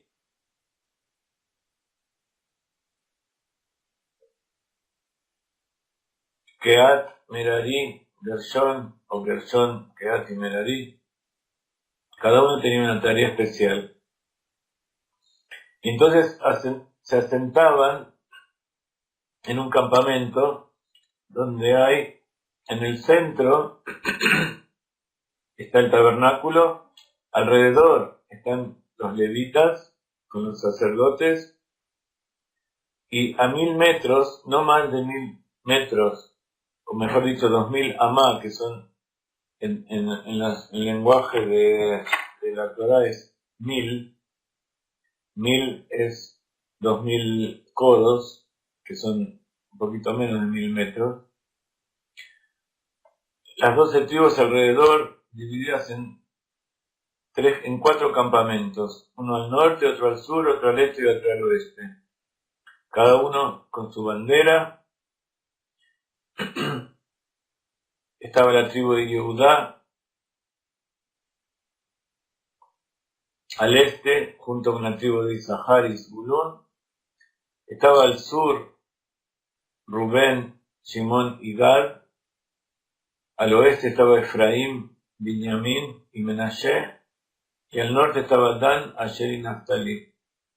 Entonces, esa formación se mantenía constantemente. Y cada líder de la tribu, el Nasí, tenía su propia bandera, el color de la tribu, el emblema, y cada uno tenía que seguir a su bandera. Entonces se levantaba primero la tribu de Yehudá, y luego se iban levantando las otras, iban avanzando. Eran 3 millones de personas en total que abarcaban el campamento de Israel.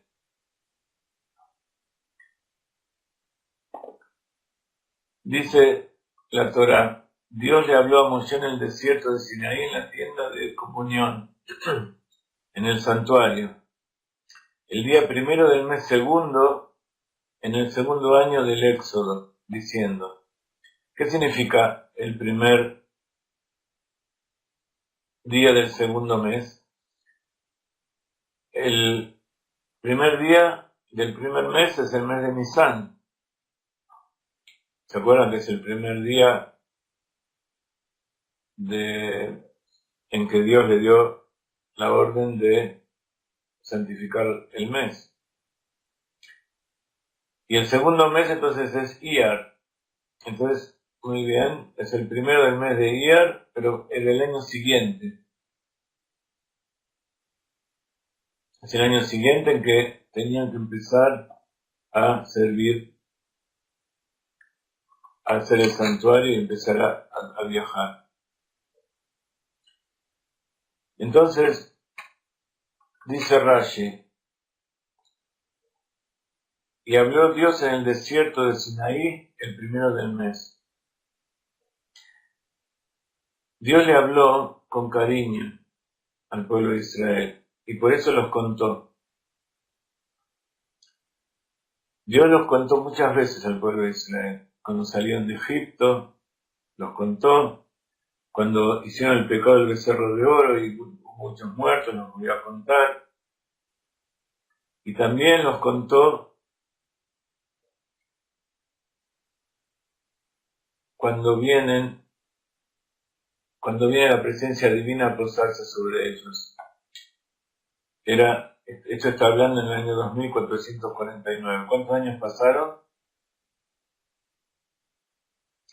En este momento, cuando se arma el santuario y la presencia divina se posa sobre ellos, Dios quiere saber quiénes son todas las almas que están allí.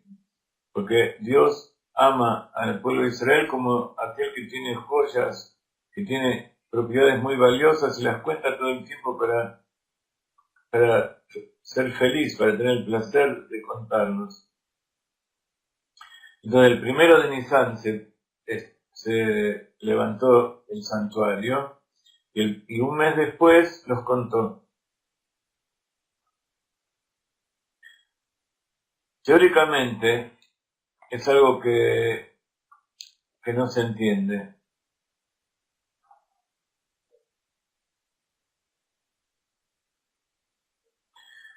Dice el Rebbe, cuando una persona cuenta las cosas que le parecen importantes, aquellas cosas que quiere, es para saber cuántas hay.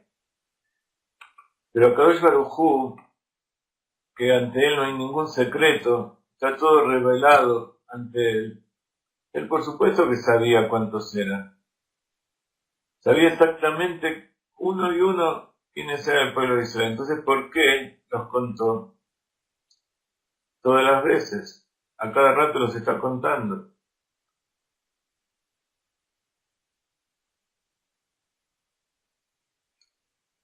Entonces, dice el Rebbe, que para entender esto hay que saber que el cariño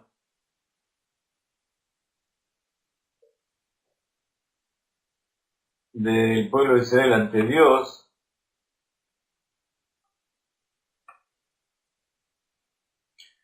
de que por eso Dios nos cuenta, eso proviene de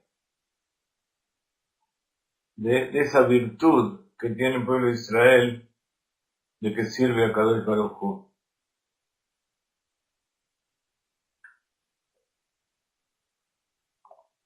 El pueblo de Israel, Dios los quiere porque ellos son los que se ocupan de servirlo en forma directa. Son los que están en directo contacto con él. Es el hijo primogénito. Ahora, dentro del pueblo de Israel hay distintos niveles, hay todo tipo de personas.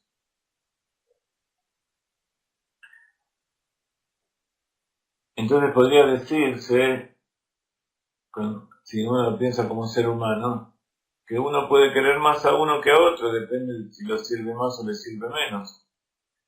Si siente más cariño, como un hijo y un padre, que a veces un padre tiene más cariño por un hijo que por otro. Pero Kadosh Baruj Hu no hace ninguna diferencia. Kadosh Baruj Hu es infinito incluso en ese sentido. Y por eso los contó a uno por uno. Cada uno valía uno. Tanto el más grande de los grandes como el más inferior de todos los inferiores. Los contaba y cada uno era imprescindible en la cuenta. ¿Por qué? Porque ante el Kadosh Baruj Hu todo tiene que ser completo. Y entonces los contó desde ese punto en que todos son iguales y donde no hay ninguna diferencia entre un judío y otro.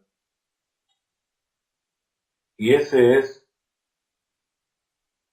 lo que se llama el punto judío que hay en esa persona, el punto sagrado que hay dentro del corazón de cada uno del pueblo de Israel. Y eso que es esa esencia que Dios puso, esa llama que el Baal Shem Tov siempre ponía su mano en el corazón de los chicos y los bendecía, que sea un judío cálido, esa calidez que hay en el corazón del judío por Dios, eso es igual en todos y cada uno. Y la tarea que tenemos nosotros es revelarlo. Pero ante Kadosh Baruj Hu eso está revelado, no hay ninguna diferencia. Eso se encuentra en todos por igual.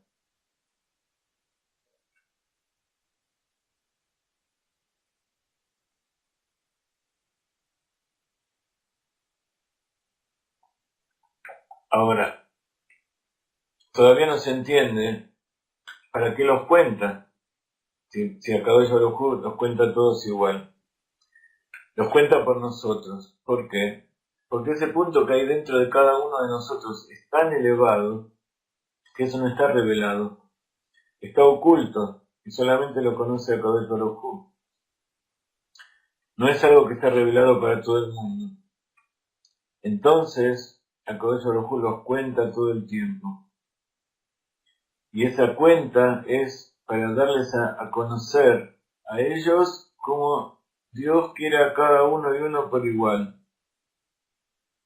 Que su cariño por el pueblo de Israel es justamente porque dentro suyo hay una parte de Dios en lo alto. Esa parte del alma divina, esa parte se llama Nekudat Aidishkai.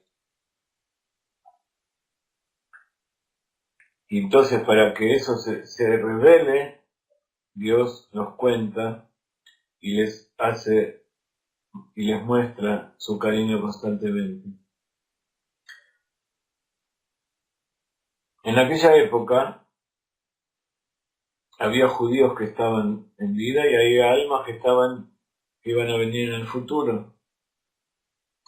Entonces, de ahí entendemos, y así lo explican los sabios, por qué hay muchos Benei Noach que se acercan y quieren ser judíos. Porque ellos sienten dentro suyo ese calor dentro del corazón,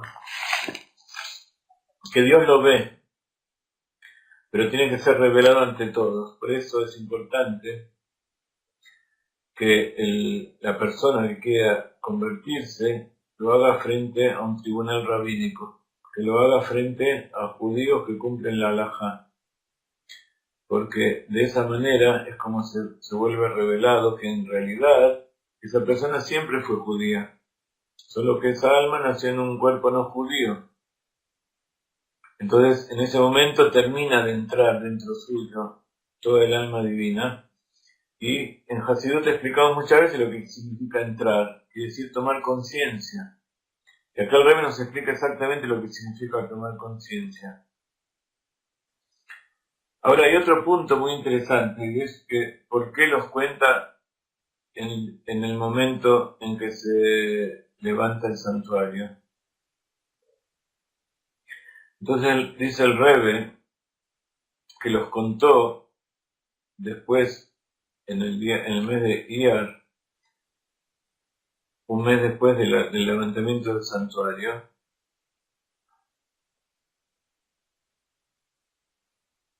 y incluso subraya el tema de que fue el primero del mes, porque el día del santuario fue una de las coronas que se le puso en la cabeza a Akadosh Baruj Hu. Y eso fue que Dios lo quiso. Entonces por eso, el mismo día que se levantaba el santuario no se los podía contar, porque dos cosas sagradas, dos mitzvot tan importantes no podían ser hechas en el mismo momento. Entonces se hizo una alusión, haciéndolo también el Rosh Hodesh, pero el día del mes siguiente, justamente para que vean que hay una relación entre la cuenta y la construcción del santuario.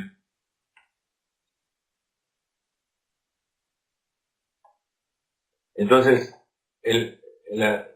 Dios quiere al pueblo de Israel justamente porque Él les dijo que hagan un santuario dentro firme, ahí afuera, y Él iba a morar dentro de sus corazones. Entonces, la cuenta, cada vez que Dios cuenta al pueblo de Israel, está haciendo que todos sean iguales. Iguales por dentro, iguales en la importancia que tiene cada uno. Y eso no hay ninguna diferencia. Cada uno tiene su tarea, y eso también implica que cada uno, la tarea que tiene cada uno, por más que hay algunos que son los jefes y otros que son los que trabajan, los aguateros, los leñadores, cada uno tiene la importancia del trabajo que realiza. Y por eso cada uno tiene que hacerlo de la mejor manera posible. ¿Por qué? Porque Dios lo quiere igual, pero eso tiene que llegar a revelarse. Y por eso estamos haciendo todo esto, para que todo el mundo reconozca que Dios ama al pueblo de Israel y que todos aquellos que no están dentro del pueblo de Israel se puedan revelar y puedan entrar. Nos despedimos por ahora, espero que la clase haya sido interesante, porque no se fueron, significa que parece que les gustó, ya nos estamos yendo. Entren al YouTube, como les digo, en nuestra página, en todos los videos que nosotros presentamos, pueden entrar al YouTube, hagan clic, y con esos clics van a poder contribuir con Sedacá sin ni siquiera sacar un peso del bolsillo. Por supuesto que aquellos que contribuyen tienen un mérito mucho mayor, pero todo contribuye, cada uno de las chispas que traemos son importantes. Nos vemos luego en la clase del Zohar. Que tengan una semana hermosa.